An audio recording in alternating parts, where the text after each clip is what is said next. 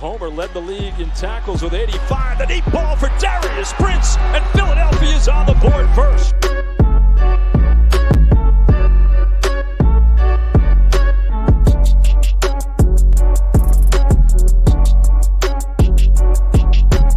On the draw, this is Bryson Allen.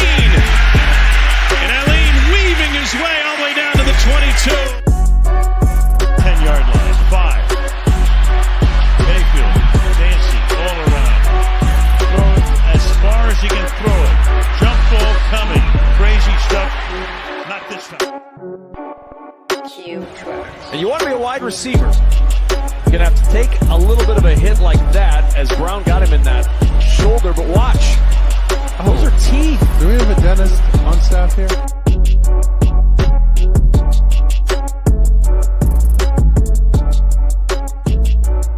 Today we have a very special guest joining us, one of the top backs to ever come out of McNeese State University. He's had stints in the NFL, USFL, and IFL, but today he is seeking his next opportunity for the 2024 season.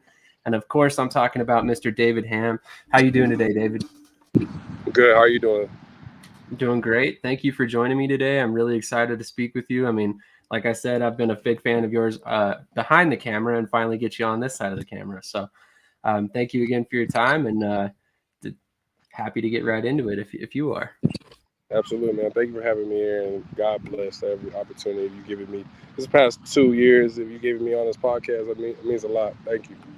Absolutely. I've been a long time coming, but it's one of those situations where I think both of us meant for it to happen. It just never kind of lined up, but here we are today. Finally get to discuss your very interesting career and the path to where you're at today. But Awesome. Let's go ahead and jump right into it. I mean, what originally grew your love for the sport of football?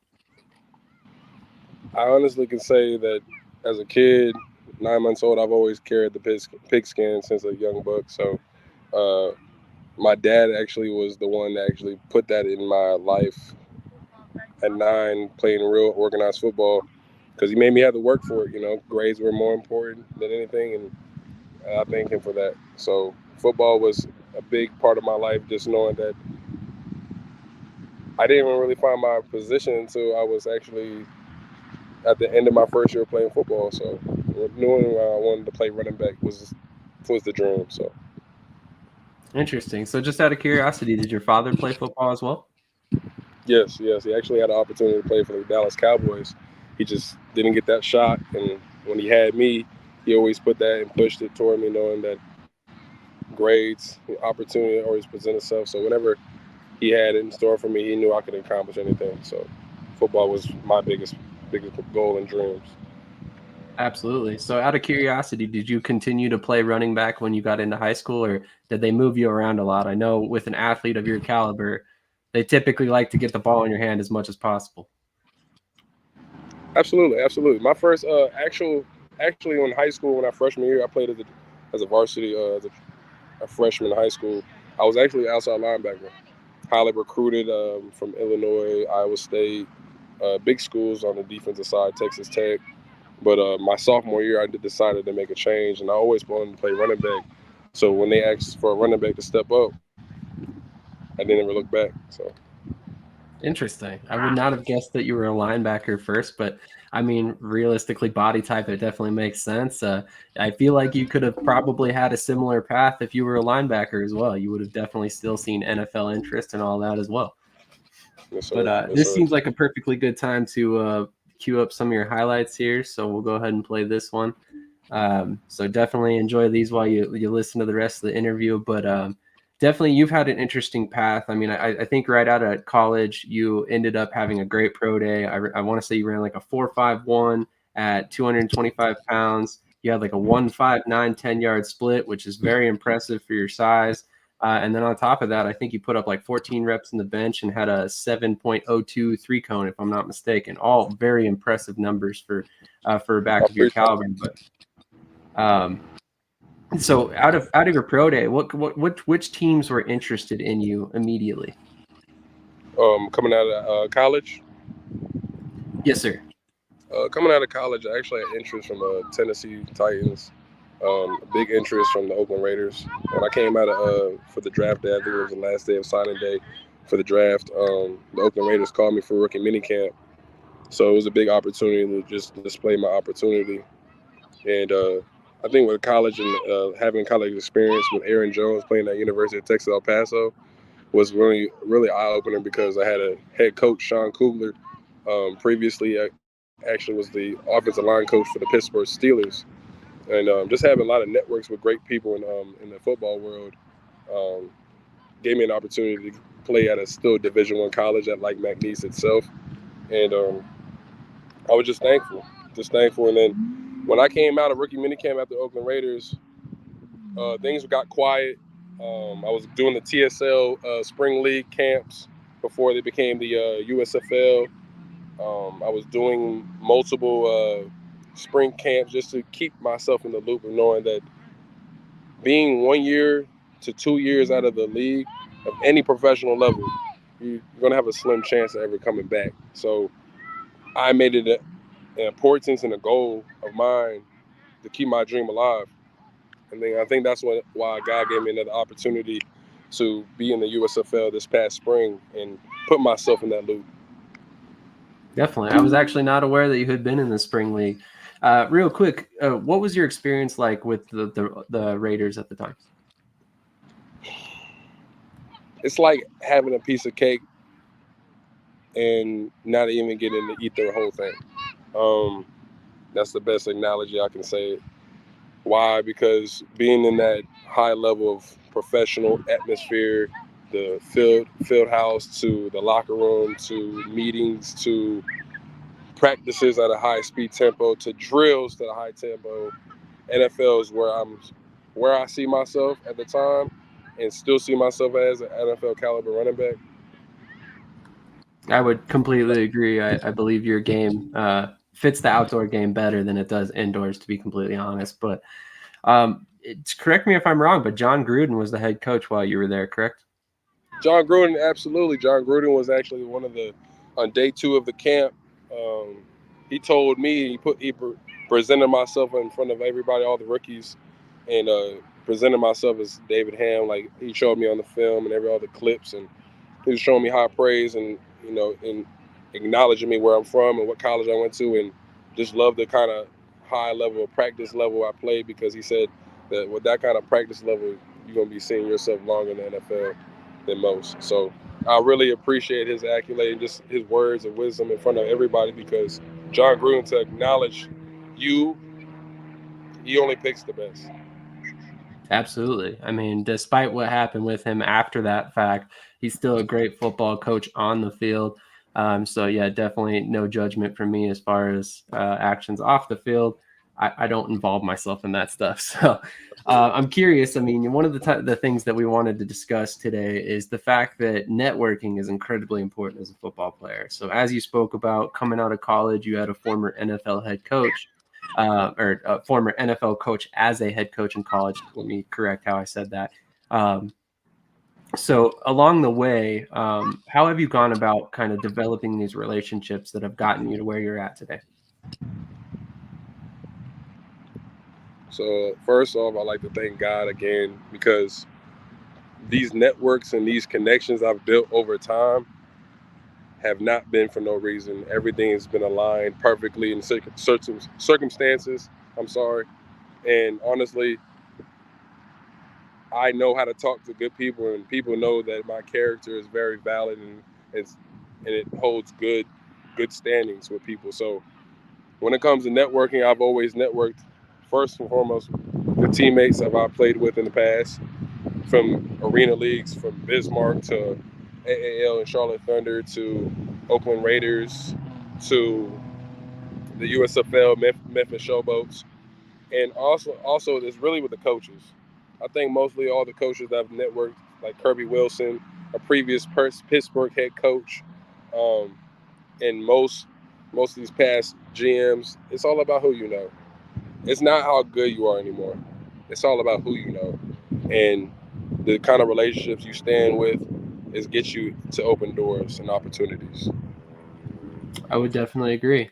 And speaking of that fact, I mean, at the time, how did you get involved with arena football? I know it's one of those situations where sometimes it's something that a lot of athletes look down upon. And honestly, I like what you said about staying relevant, keeping yourself within the free agent cycle.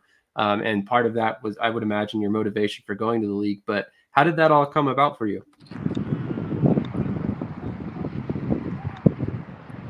So how I found those opportunities, emailing. A lot of people don't like to email. They don't like to formulate good conversations, and networking is hard, knowing that most of us athletes, good athletes, primarily only respond of people valuing the actual talent in face. At this point, most people can find you from D3, G2, anywhere else in this kind of football world. So it's all about, if you're good enough, they're going to find you. Now, the problem is that if you don't know how to email, if you don't know how to talk to people, if you don't know how to have a good social networking skills, it's going to be hard for you to think that just because you put up 2,000 yards receiving, 20 touchdowns in a Mexican league or a European league, you're gonna have to find some type of way to have a good email and network properly to get your chance. And that's the problem, that after dealing 4 years or 3 years of college, you think you're that good. You got to humble yourself in these kind of trench works, because emailing and networking is really more trench work than it is just putting in that work behind closed doors, lifting weights, keeping your body prepped, working on your craft. That should be first nature. I would agree. And honestly, I think that's again something that you said that made a lot of sense to me, is keeping yourself relevant. You're a guy who has had that NFL taste. You've been there at one point. You've had, guys like John Gruden say that you belong in the NFL, but you've seen how quickly it can and kind of slip through your fingers, even if you're doing everything correctly. So I definitely love that you kind of kept yourself involved, and you've taken it upon yourself to network and grow these connections to keep yourself relevant, for lack of a better term. But ultimately you end up in the IFL. You end up playing with Bismarck Bucks for a little while. What was your time like in Bismarck? Bismarck was different. A different type of atmosphere, a different type of culture. It was more of a culture shock to know that people that have never seen people like myself up north, since six feet of blizzard snow. So just putting myself in a more humble perspective, and knowing that I didn't have a car. I was moving on foot most of the time. I was either catching rides, and my biggest thing was just staying healthy. I got hurt, I think 4 weeks in me getting there, and it humbled me. It put me in that perspective, knowing that I had to go back to the drawing board and go back to square one and start networking again. Also rehabilitation, just keeping focus on the dream, because knowing that I was in a more quiet, secluded area like a state like Bismarck in North Dakota, the city itself, there's not a lot of people there. On top of that, it's not a football cultured world. So we were the only professional team in the area. So food wasn't the best, but I was blessed to have a meal. And God put me in those perspectives, and it was a good experience, honestly. Even though that league crashed, that whole team crashed as an organization, I knew after that year I was never going to play arena ball again. Just all true honesty, I knew I wasn't built to be in a confined space of 50 yards in a 20-yard window. So that's why I pushed myself to get back in the USFL, or an outdoor league, period. That's fair. So safe to say that there is not a return in the cards for you as far as indoor arena football goes. I have to be in a good financial state of mind and presence to put myself in a violent. Arena ball is more violent than it is in the NFL. I don't care what anybody has to say about that, because laying on concrete, laying on padded walls, and get flipped over in concrete slabs. So I would honestly say yes. That would probably be my last time ever playing arena ball, unless I know I just want to play for fun, and I'm okay with making $250 a week. Well, yeah, we won't get into that too much, but yeah, definitely these indoor leagues need to be paying a little bit better for sure. To get the requisite talent there that for the product they want to put on the field, that Absolutely. definitely needs to be improved. If you ain't paying no insurance and life insurance, then I don't want to play, because you're trying to take mine away. Yeah, that's fair. That's fair. That's definitely fair. There is a reason why Bismarck isn't currently around. I mean, hopefully they get their stuff together and they come back in the future. But yeah, as of right now, they definitely have some work to do still. So, but moving on, one thing that hopefully nobody missed here while we were talking is that you're very adept at playing special teams. I've seen you return kicks. I've seen you cover kicks. So let's talk about all the different units of special teams you've played on throughout your career. I mean, I know that's a big factor in getting a lot of guys to the outdoor level. Have you played on, like, say, punt block units, stuff like that? I mean, just kind of run down what you're comfortable playing in terms of units wise.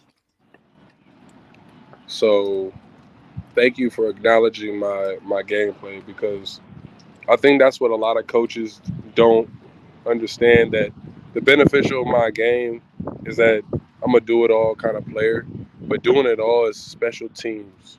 That's 1/3 of the game, and it's 1/3 of the operations of winning a game, not just offense, not just defense. So my special team play, I'm a kickoff returner, anything return game, but I'm mainly a cover guy that loves to go down and make plays, stop, and put them in bad field position.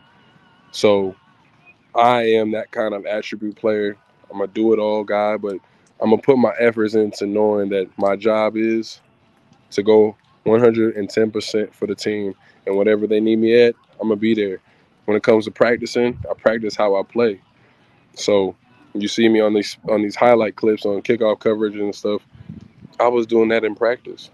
It wasn't hurting my teammates. I was playing professional, but when it came to knowing that any operation it is, I'm going to go 100%. And that's one thing that John Gruden, when I went to the Oakland Raiders rookie minicamp in 2019, was that he loved that I was a special teams guy. Rich Bisacci, I think he's still at the Green Bay Packers special teams coordinator and head of operations and DB assistant coach. Rich Bisacci was wanting to sign me on the dot.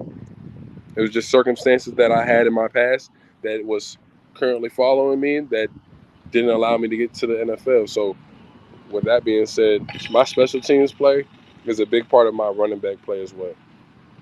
I would agree. I mean, you saw it just then. We talked about the fact that you have a background as a linebacker. It definitely shows when you're running down there making tackles. We saw that a couple of times in these highlights. You stopping guys near the goal line and making key plays that probably helped out the defense and the flip side, and get yourself in a good situation in the offense, and hopefully you turn around and score a touchdown quick. But Chris Vias does say AFL is 1,000 a game. That was what we were not touching on Chris. Like I said, David belongs outdoors. No matter where you boil that down to, it's nothing against any indoor league, but his game just definitely translates better outdoors. It's not knocking the AFL at all, because I've seen the AFL is coming back tenfold and strong with like at least 30 teams. So I'm loving the competition. I love how the organizations are actually coming together and bringing back the past, because that's what I grew up watching. The Voodoo, when they were there in New Orleans, and the Jacksonville Shark, all of them. Anything that arena ball was originated back in the early 2000s and 2005s, before they got shut down, I was a big arena ball fan. My biggest thing is that they were getting paid back in the day.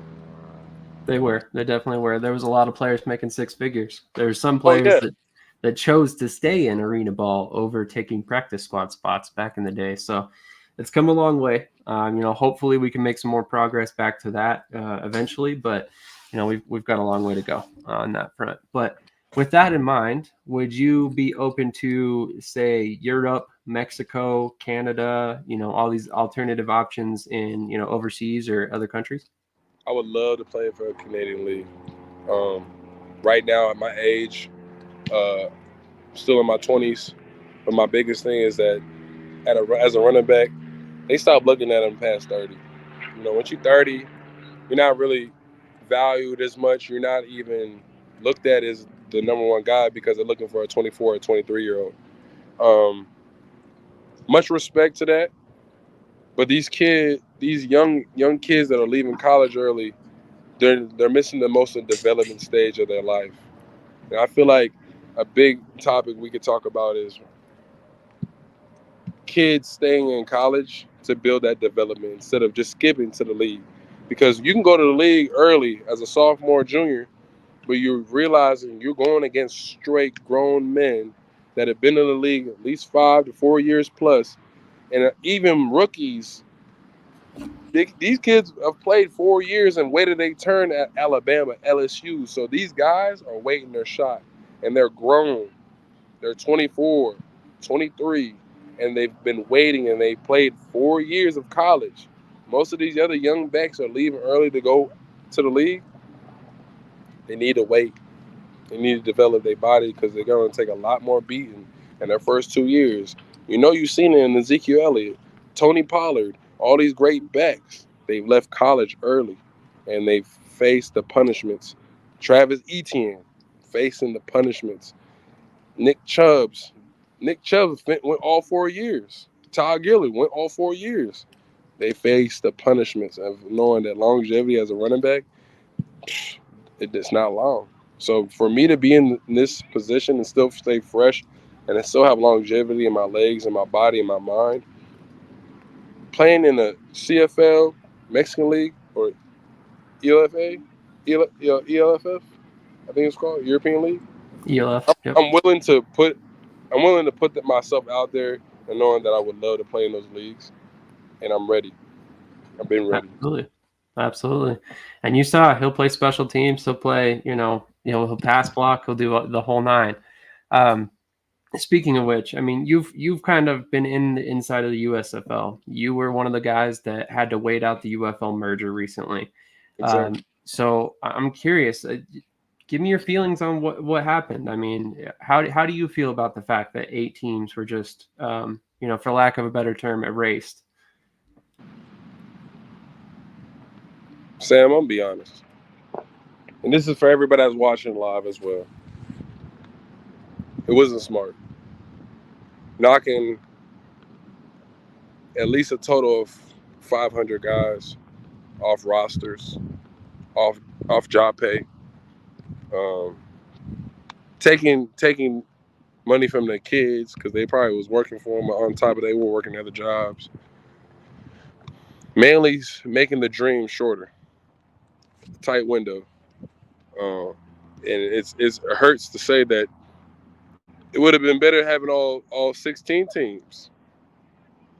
That would have been a legit G League, half the size of the NFL, but giving it a structured competition against the USFL and XFL. It would have been like the National League against the American League.